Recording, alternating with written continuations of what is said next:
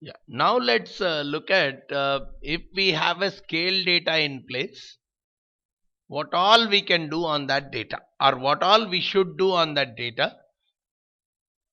So for that, I would like to look at the same example I'll use, but from these 5 fields. I'll look at these 5 fields. The last month bill that is spent by the customer on these 5 different calls: long distance calls, last month bill; toll free, the last month bill; equipment rental, last month bill; calling card, and wireless. These are the 5 services which the telecom company is offering, and whatever was the bill which was paid or which was generated for this 1,000 customers in the last month, I wanted to do some kind of analysis on that.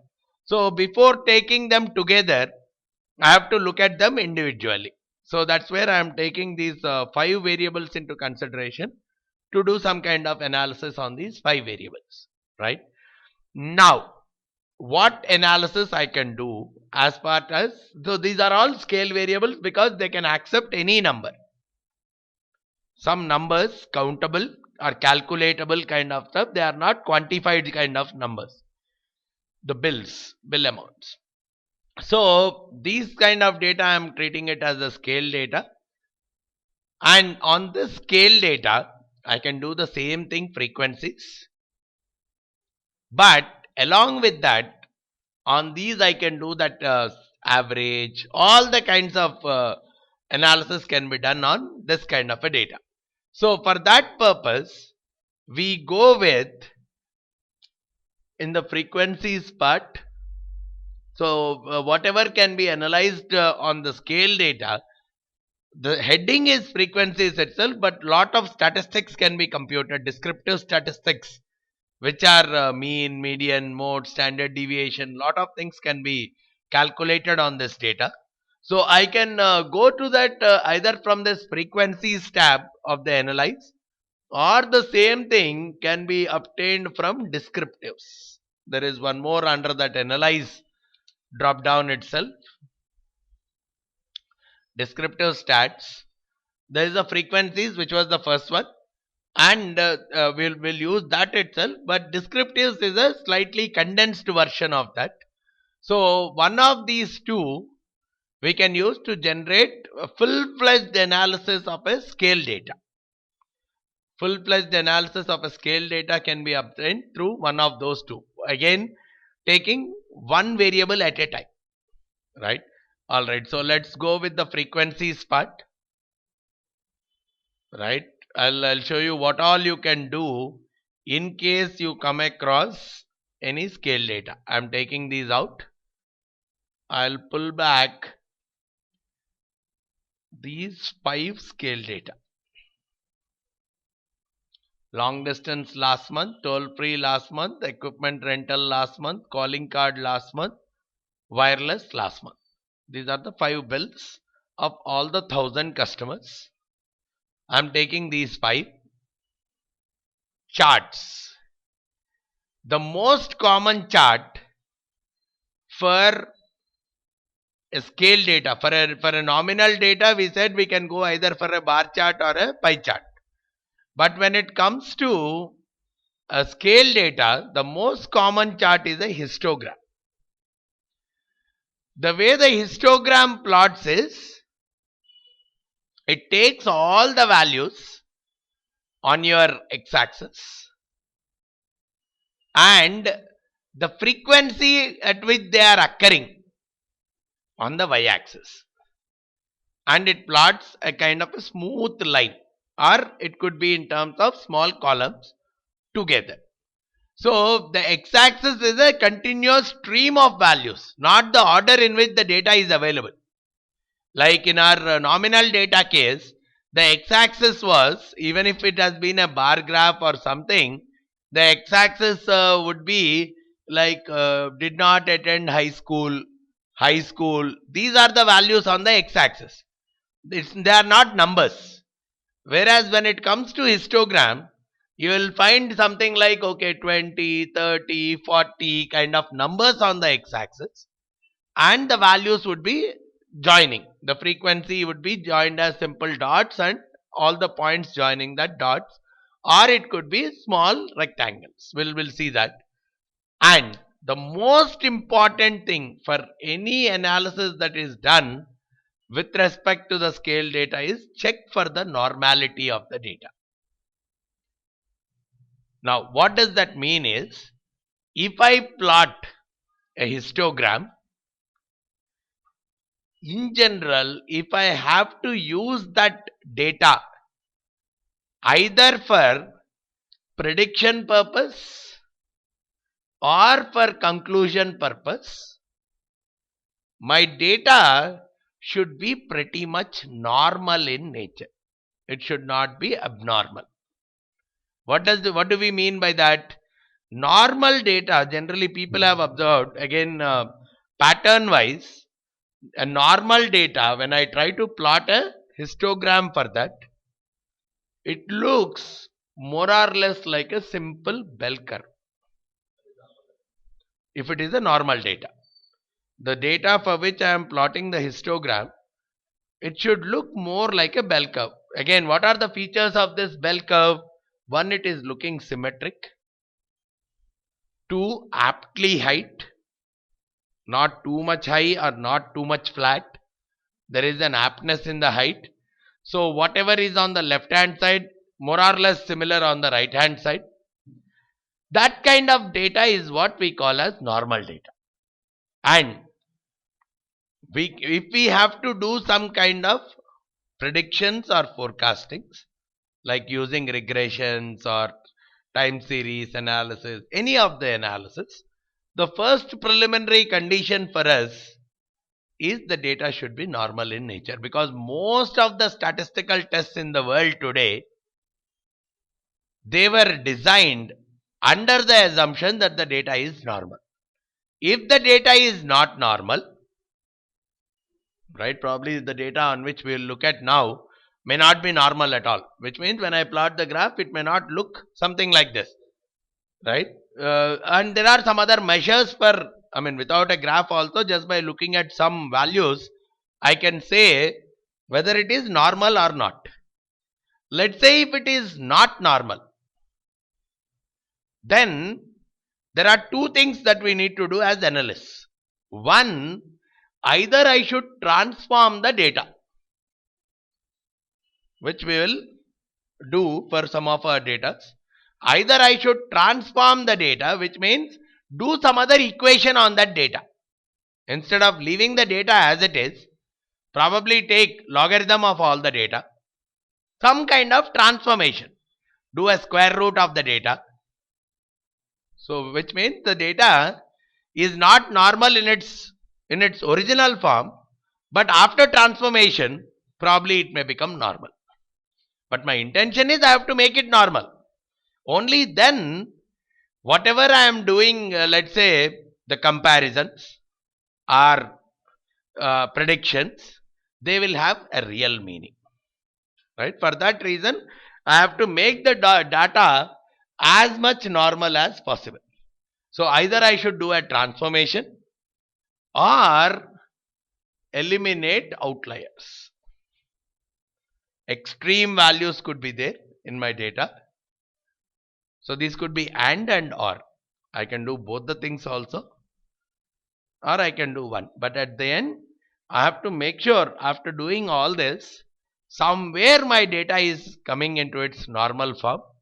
Only if it comes into this normal form, only then I can very well use it for other purposes. Right? Only then I can use it as a part of my correlations, regressions, any kind of statistical tests. For that reason, we have to first check for the normality, and that can be done through my histogram as well as the normality plot.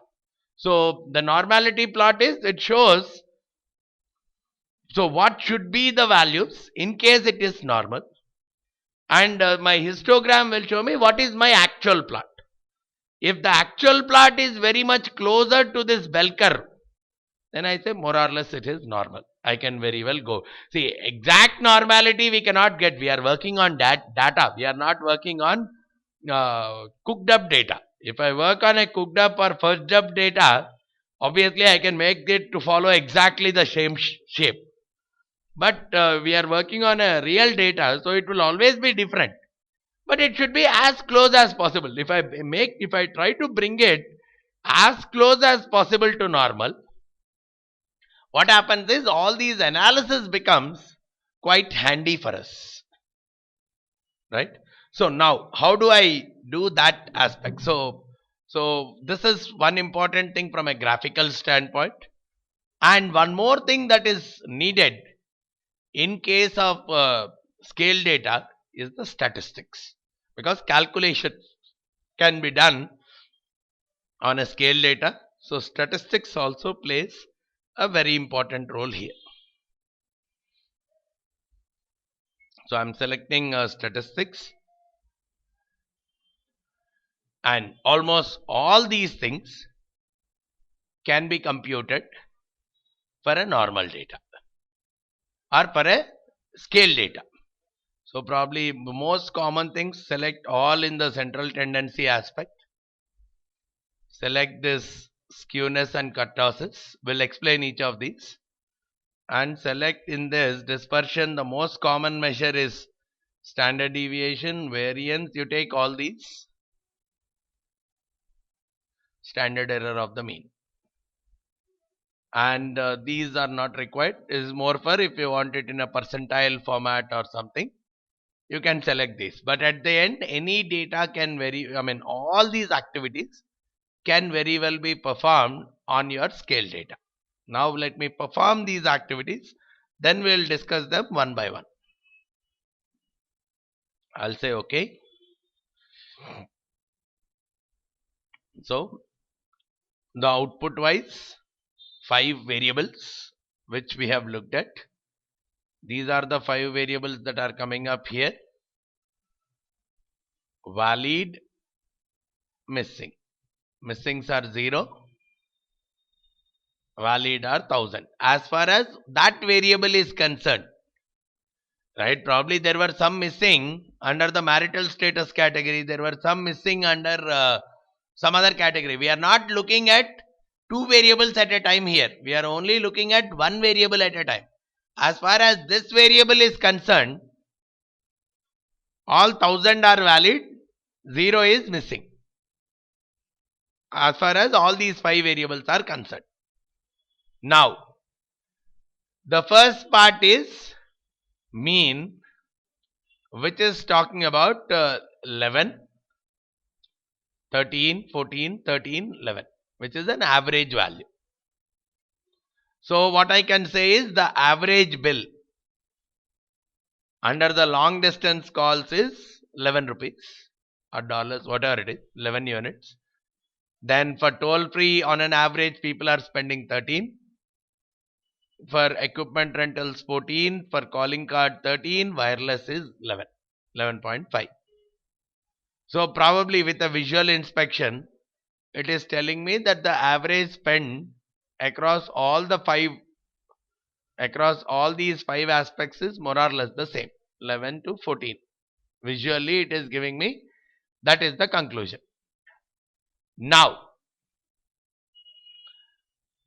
the mean is just a simple average. Now people also look at median and the mode also as the measure of centeredness of the data. Mean is also a centered value, average means somewhere in the middle. There are other 2 methods of finding out the centeredness in the data, which is your median and the mode. So median is like if I arrange the data in an ascending or a descending order, exactly the middle value. I am not adding, I am not dividing by something. I am picking out exactly the centered value in the data. So logically speaking, what we can conclude is, if the data is normal in nature, if the data is very normal in nature, the observation is mean should be equal to median, should be equal to mode, because these three ideally are definitions of the center point from three different dimensions. Mean says the center point is nothing but sum of the numbers by the total numbers. Median says, median is giving a different definition for the center point. It is saying whatever is exactly in the center is my center point. Mode is saying whichever comes the maximum number of times, that is the center point. So if the data is, so they are giving three different definitions of the center point. Now what is also observed is, if the data is more normal in nature, having that kind of a bell-shaped kind of a curve when I plot it, the mean more or less should be equal to the median, should be equal to the mode. If it is very widely deviating, then there is something which is not normal.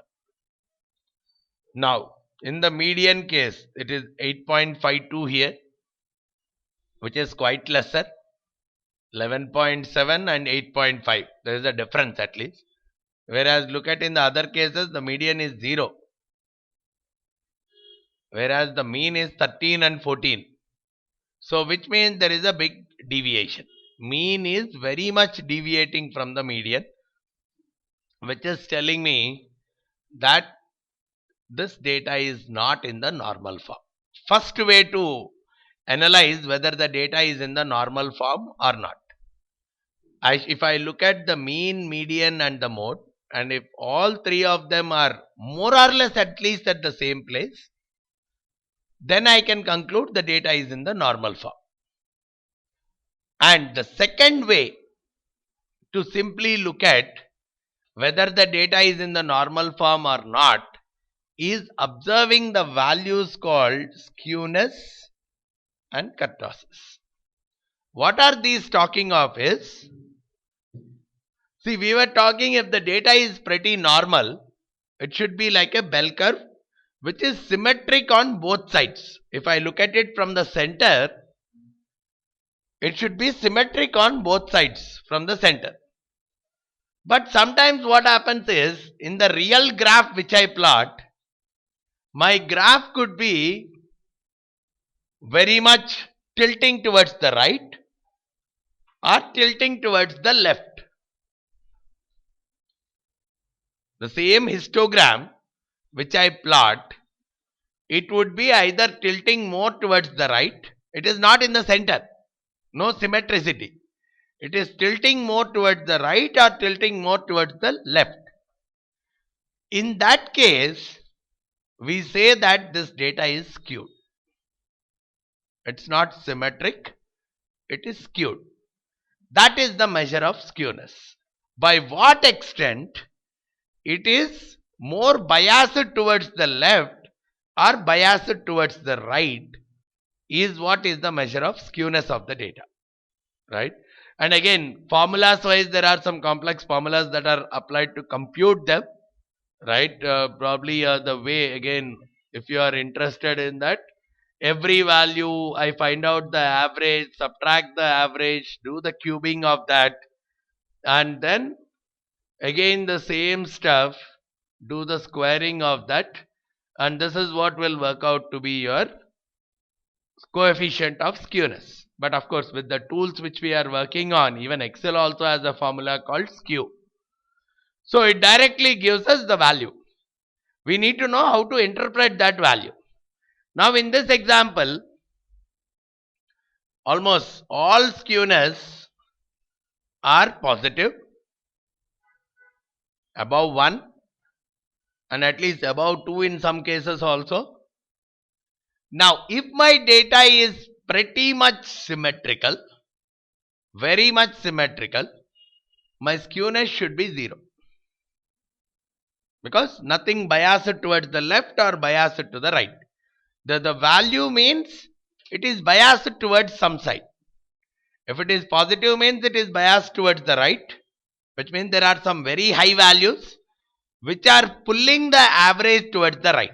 See, that's what the concept is. If the data is normal, mean, median, mode, all three of them should be same.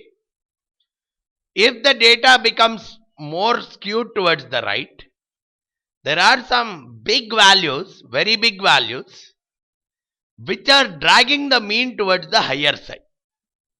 So mean is becoming very high than the median. In most of our cases, that was the case. Mean was 11, whereas median was 0, or something like that. Mean was 13, median was 0. If it has been normal, all of them should have been at 0 itself.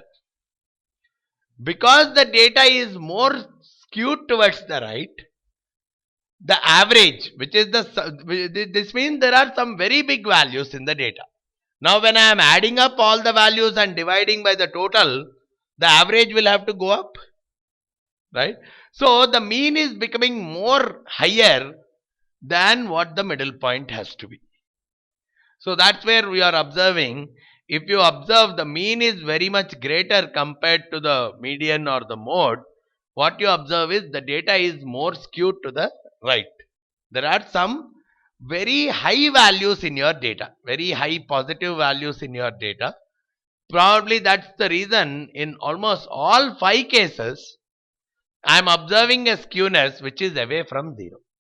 And because we work on data, right, the most, we may not get exact zeros in the skewness. So up to plus or minus 0.5, right, this is more or less accepted as 0. Even if you get, because it's very around 0 itself, because we cannot get exact zeros when we work on real world data. So a tolerance of plus or minus 0.5 is also being assumed that it is close to normal. If it comes close to 0, 0.05 or something, nothing better than that. Probably my data is perfectly normal. But even if it is coming in the range of plus or minus 0.5, I should be okay with it. And for me, none of the 5 are giving me that kind of a number.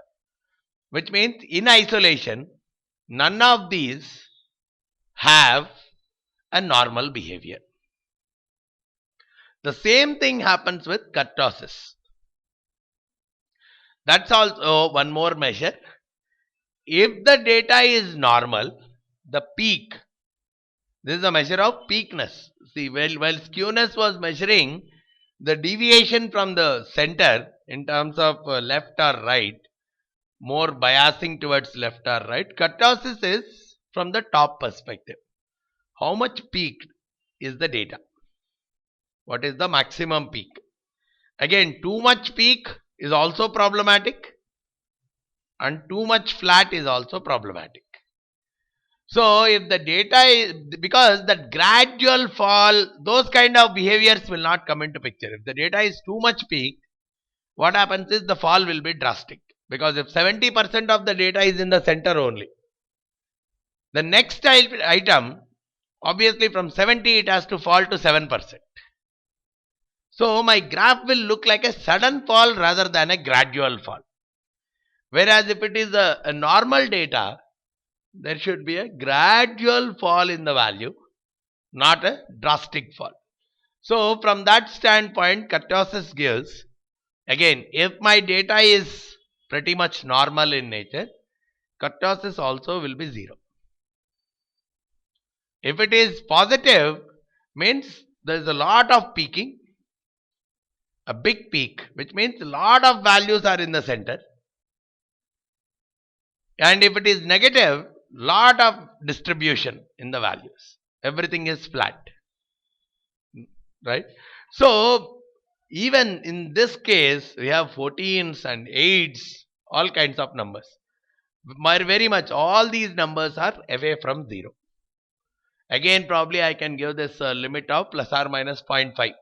Tolerance limits of plus or minus 0.5. So as long as to a large extent the skewness and kurtosis are lying within the range of plus or minus 0.5, I can say this data is more or less normal.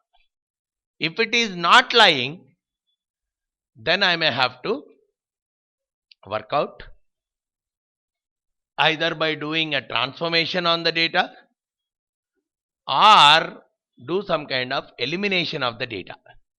Out of this 1000 elements, probably eliminate some very high values and again rework on the data.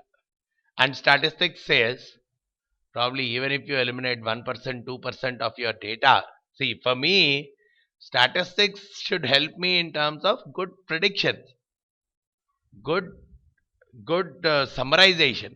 There could be one extreme value always, 1 or 2 or 5 or 10, very high. Some person might have spent 5,000 bill, right? Let's assume all the guys are spending 500 rupees bill, whereas there is some guy who is spending 5,000, and because of including that guy, my average bill estimate has gone up very high. Now from next month, I'll keep thinking, oh, the average bill per person is 800 rupees.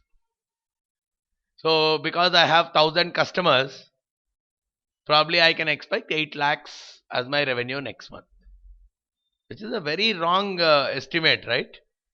Because the 5,000 came because of one person, right? Otherwise, what would have been? All other guys are in the range of 500. So my average would have been around 500. And so if I have to predict for next month also, okay, I have 500 per person and 1000 customers, so my revenue should be 5 lakh. But because of one or two extreme values in our data, what has happened is we are pushing up our average, and based on that we are falling into a trap. So it's better that if some extreme behavior is there, probably keep it as extreme. We don't know, that guy may spend 10,000 next month, or he may not spend at all, because that's a specific case. Probably he has spent 5,000 because of some occasion or something. I cannot expect the same 5,000 from him every month. So there will always be some exceptions in our data. So what statistics talks of is you should eliminate these exceptions and probably do a causal analysis separately for these exceptions. Okay, if something has crossed 5,000 or something, do a causal analysis. Why this has occurred? And probably make a note of that. But don't use those numbers for your prediction purposes, because that will bias your entire estimate. Right? So we have to do either the transformations on the data, and even after doing the transformation, let's say I am not able to fulfill this objective, then the next objective for me is eliminate some of the data to make sure that the entire thing comes into close to normal. Again, I should not have 14s and 8s and all. Probably if it is okay, I am allowing a limit of plus or minus 0.5. Probably if it is around 0.6 or something, still I will try to consider. But it cannot be at the range of, that 0.5 itself is a very big limit to consider. But still, if I can't do any more improvisation, I'll be okay if it is 0.6 or 0.7 or something. But even after that, I'm not able to conclude anything. I'm not able to make the data in the normal form. The best thing is collect more observations, because this is nowhere sufficient for me to go forward with my analysis. Right? So that's the reason people try to collect more and more data, increase the sample size, these kind of stuff, because it has to enhance the objectivity of the estimation. Right? Now, with this in mind, okay, if we look at the graphs, let's look at the graphs. Unnecessarily we have plotted the frequencies. Let's look at the graphs. Yeah, look at the graphs now.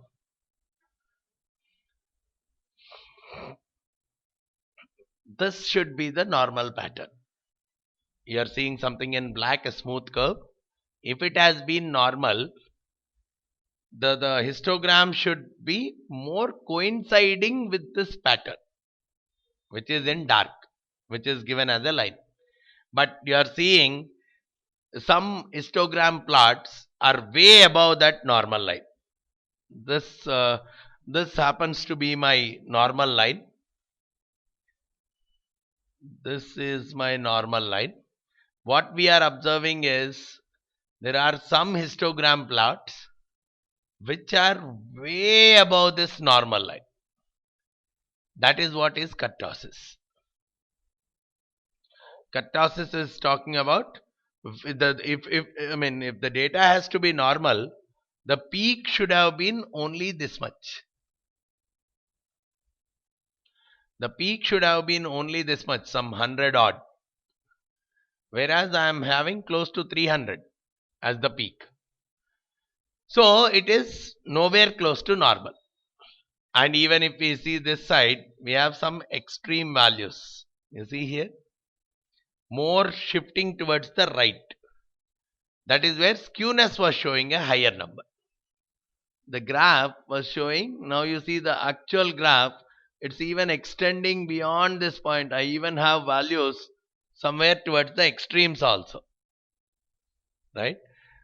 So that is what is being mentioned by my skewness. Now you see the second one, toll free. The normal distribution is saying the value should be around this, whereas my actual is around that number. Very, very high values. Right? So, yeah.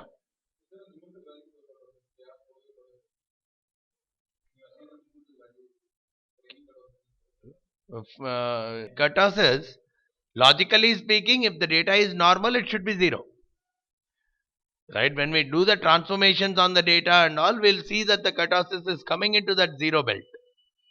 If not 0, at least within this plus or minus 0.5. Whether it is for skewness or for kurtosis, the number should be in that plus or minus 0.5 range to make an assumption that it is normal.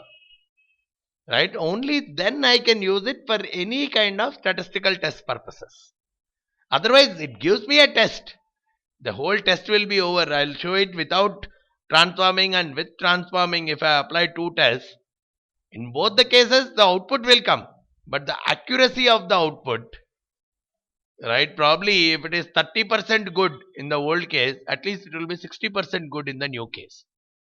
So at the end, we are doing estimates and forecasts, which is more and more in a unknown, uncertain world. But by doing this analysis, at least the percentage of success is what we are improvising. Now, even if we see this equipment rentals, very, very high. This one also looking very much wider.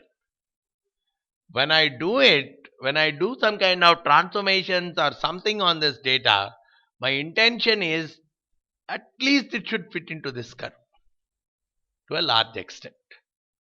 Right? So this is the kurtosis looks very high in all these 5 cases.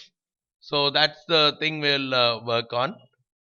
Now, my next aspect in this case is, now I know that in this data there is no normality. So I have to work on the normality in the data. Now, one thing if we observe here, it's saying 1000 is the total records and 0 is missing. 0 is missing and the minimum values are also zeros. Which means some people did not spend at all in these 4 areas. The minimum of long distance was showing 0.9, but the minimum in the remaining 4 was showing 0. Which means people did not spend at all in these 4. It could so happen they did not even subscribe to those services. Right? They must be optional services and they did not even subscribe to those services. If that's the case, they cannot be included in computing the averages and all the stuff. They should be eliminated from the computation of. So at least it's better, those guys should be made missing rather than putting a value 0 there. There is a difference between these two. Putting a bill of 0 versus making it missing, there is a difference there, because if I make it missing, probably it will take only 500 or 600 kind of values which are existing and average and everything will be computed based on that 600 only.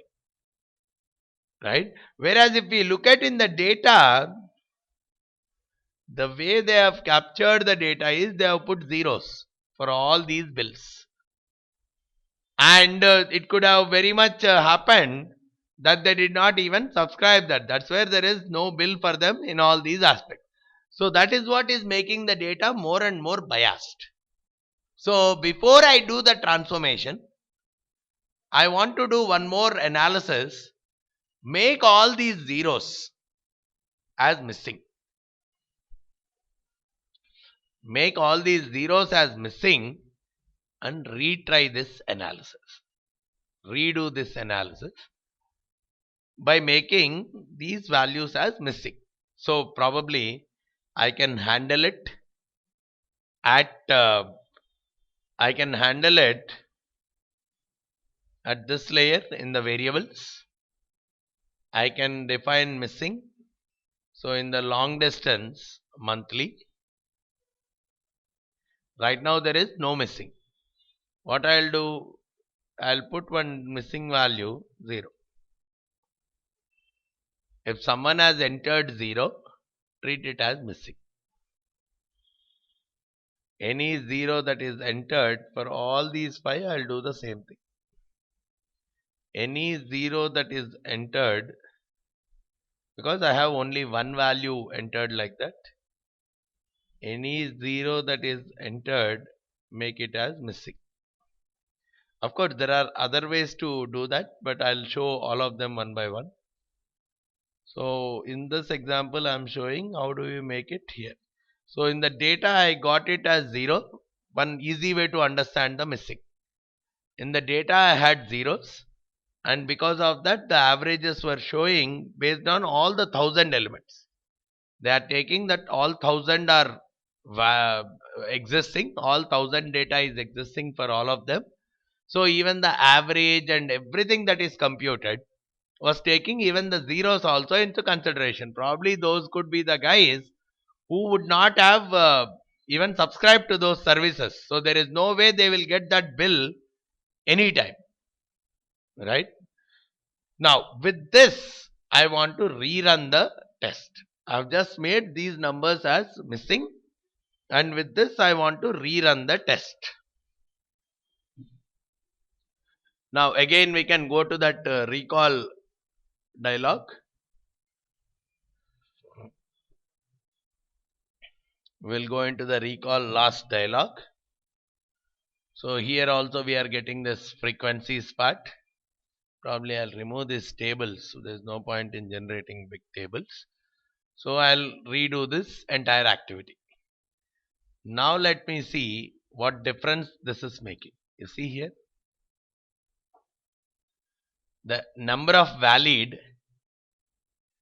earlier it was showing all thousands, but now only 475, which means there were 525 guys out of that 1000 who were having zeros as a part of toll frees.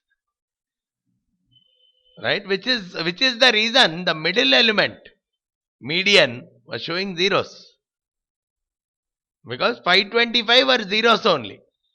So the middle, which is the 500th element, was also a 0. Right, here also 386 were there which were valid, 678 valid, 296 valid. So almost 704 were zeros only. So wireless service was subscribed only by 300 people. 700 did not even subscribe to that. So because of that, earlier my first conclusion that came out was more or less average bill that is spent by the customers on all the 5 aspects is more or less the same. Now you see the average, the mean 11, 27, 36, 20, 39. Earlier it were all like 11, 12, 13, 14. Those were the numbers. Suddenly these numbers changed. Right? Because here it considers only those 475 records. It considers only that 386 records. and the average is taken only on those 386 records. And now here you are seeing the minimums are different now.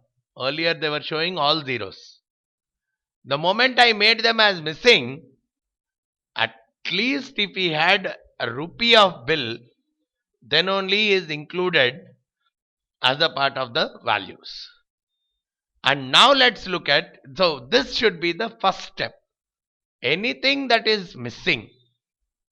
See, because when I import the data from some other locations, Excel or some other location, what happens is there is a general tendency of putting them as zeros. Some default values would be there. Now when they are zeros, SPSS considers them as zeros, not as missing values. Zero in an amount column means, yes, this guy has spent 0 rupees. It does not say that this guy does not have this account. So there is a difference between these two meanings. In the earlier case, the average was considered, even those values were considered for computing the average. But now they will not be considered for computing the average. So there is a completely different meaning for us. Now if you see, okay, what happened to the median and the mode? 8.5. You see the medians 27 and 24. 36.8, 35.6. 2017. Still the mean is slightly higher than the median. In almost all the cases, 39, 36. But earlier 39 and 0 was the case. Or probably whatever was the number, 0 was the case. But here now the differences are existing, but became slightly lesser. And look at the skewness and kurtosis. Skewness is still lying at around 2, 3.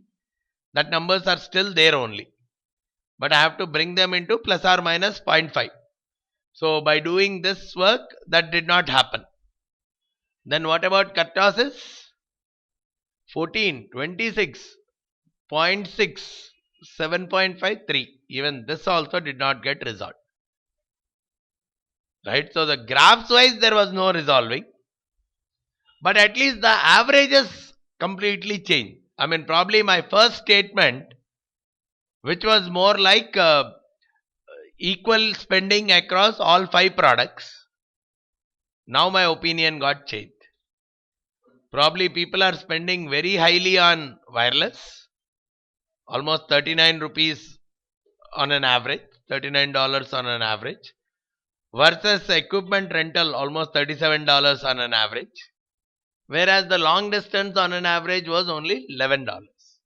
So some services are looking like more spending happening on an average, only few people subscribe to them, but they are spending heavily on them. Right?